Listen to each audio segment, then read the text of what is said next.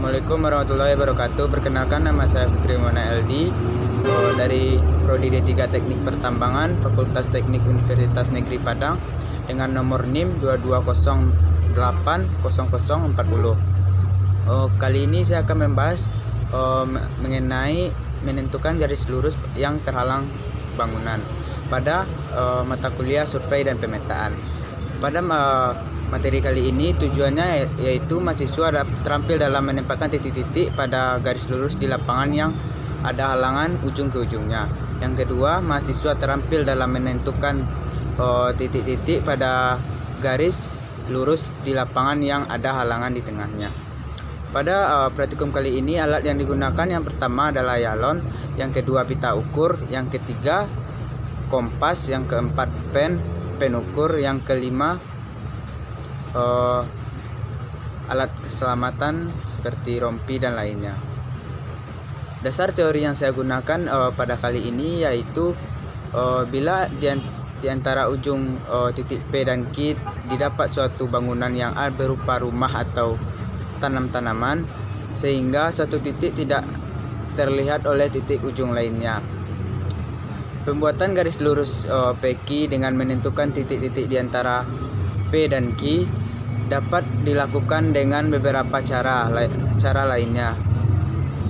Dalam pengukuran jarak antara titik dua titik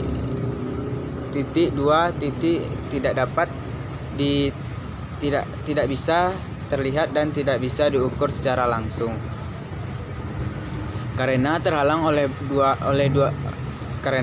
oleh bangunan, dan bisa diukur dengan menggunakan yalon.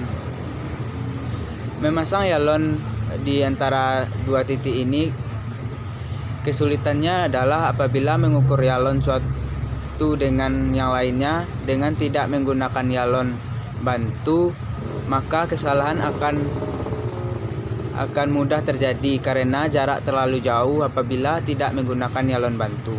Dan apabila menggunakan yalon bantu, maka pengukuran ini akan sedikit lebih mudah disebabkan jarak yalon satu yang lainnya bisa diukur karena jarak lebih pendek dengan yalon bantu tersebut. Jika jarak yalon tersebut lebih dekat pun bisa lebih akurat pengukurannya dibanding dengan tidak menggunakan yalon bantu.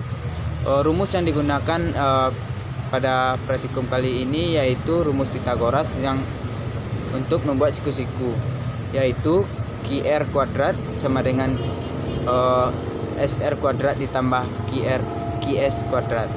Sedangkan perbandingan segitiga untuk menentukan panjang sisi titik bantunya yaitu menggunakan rumus A kecil ke A besar dibagi QS ke S sama dengan P ke A kecil dibagi P ke S. Untuk langkah kerja yang kita gunakan kali ini yaitu yang pertama persiapan, yaitu mempersiapkan alat-alat yang dibutuhkan, contohnya yalon dan pen ukur, kompas dan lainnya. Yang kedua, pastikan alat itu berfungsi dengan baik. Yang ketiga, buat pon alat tanda dan ditandatangani diketahui oleh dosen atau asdos. Yang ketiga, pergi ke lokasi praktikum. Langkah kerja yang kedua yaitu menempatkan titik-titik pada garis lurus di lapangan yang ada halangan di tengahnya. Yang cara pertamanya adalah membuat garis lurus PQR dengan menancapkan yalon titik pada titik di P dan R.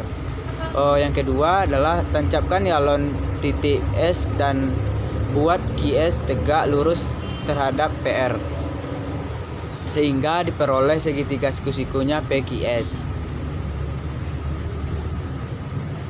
Yang ketiga, tancapkan yalon pada titik A kecil, B kecil, C kecil, dan D kecil sehingga didapat garis lurus P ke A kecil, ke B kecil, ke C kecil, D kecil, dan S dan ke R. Yang keempat yaitu ukur jarak P ke S dan ukur jarak P ke A kecil, dan yang selanjutnya ukur jarak P ke B kecil dan dilakukan ke P ke D kecil. Cara yang kelima adalah cari di atas kertas jarak A kecil ke A besar, B kecil ke B besar, C kecil ke C besar, D kecil ke D besar dengan rumus perbandingan sisi segitiga. Yang keenam,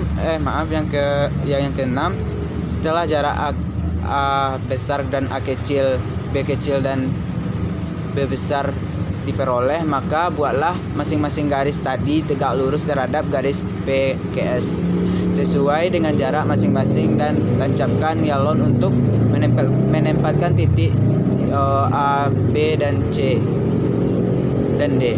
Yang cara kedua adalah pembuatan garis lurus seperti yang diperlukan 3 orang tenaga.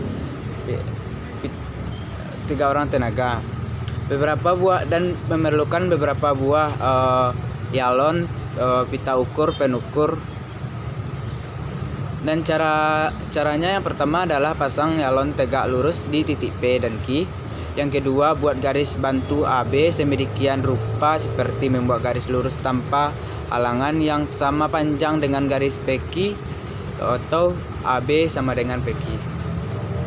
Untuk yang cara ketiganya, buat garis PA sepanjang 4 meter atau boleh lebih, dan QB sepanjang 4 meter yang tegak lurus pada garis AB dengan sistem 3:4:5 sehingga didapat segitiga ACP dan BFQ. Yang cara keempat adalah membuat garis dari titik C sejajar dan sama panjang dengan garis BQ sehingga didapat titik C dan F. Yang kelima adalah pasang yalon di titik C dan tegak lurus bidik dari titik A ke C sehingga didapat titik D yang segaris dengan garis ACD dan B. Proyeksi titik D ke titik D yang sama panjang dengan garis C besar dan C kecil. Mungkin hanya itu yang dapat saya sampaikan pada praktikum kali ini. Assalamualaikum warahmatullahi wabarakatuh.